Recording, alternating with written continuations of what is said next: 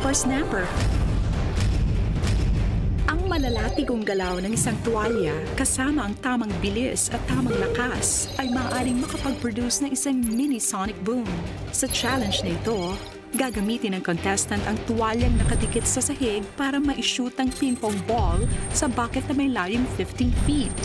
Ang huling makakagawa ng challenge ang ma-eliminate. Bawat itupi o i-adjust sa ating mga towel, kailangan syempre isa-isa lang pagtira sa mga bola. Isang bola lang ang kailangan sumut sa assigned wastebasket para sa inyo. Pinag-usapan namin ni Sofia kanina, yung mga late night talks, di ba, with your parents. Pag kayo ba, all beautiful ladies, sigurado ako maraming mga kumakatok sa mga puso niyo para manligaw. Ano mga sinasabi ng parents niyo kung anong klaseng lalaki ang dapat mahalin niyo? Ikaw, Camille. God-fearing, tapos family-oriented. Family-oriented talaga. Ikaw, Maurice. Same din po. May takot sa Diyos and nire-respeto ako. Aba, tama. Ikaw, Isa. A person who's very smart and responsible. Tama din naman. Ikaw, Sofia. Ang importante, family-oriented, yeah. God-fearing. And then, the rest will follow. Tama. Okay, very, very nice to hear. Diba? Yung mga dapat talagang ang pinapapasok sa inyong mga puso. Eto na, for 20,000 pesos, this is Whippersnapper. Let's do this. The game begins in 3, 2, 1. Go!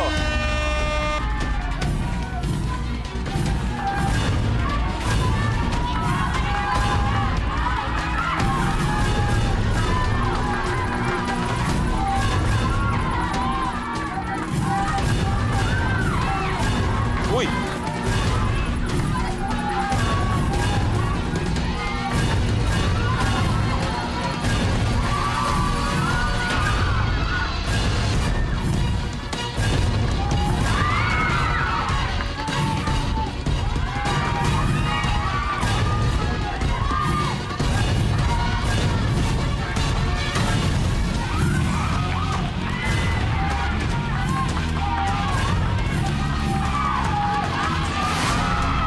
Camille, good!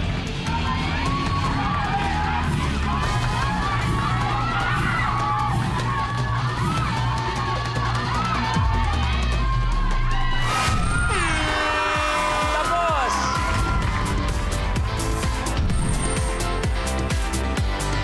Maurice, your game's over. Maurice, maraming salamat. Kinakailangan Palagi ako ganun eh. Palagi ko sa bottom 3, tapos wala na. Pagparating ka na, akala mo nandun na, bigla na lang, ay, may makakauna sa'yo.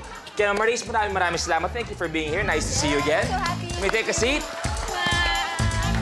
Eto, silang dalawang matindi. Si Camille at si Isa, meron ng guaranteed tig 20,000 pesos.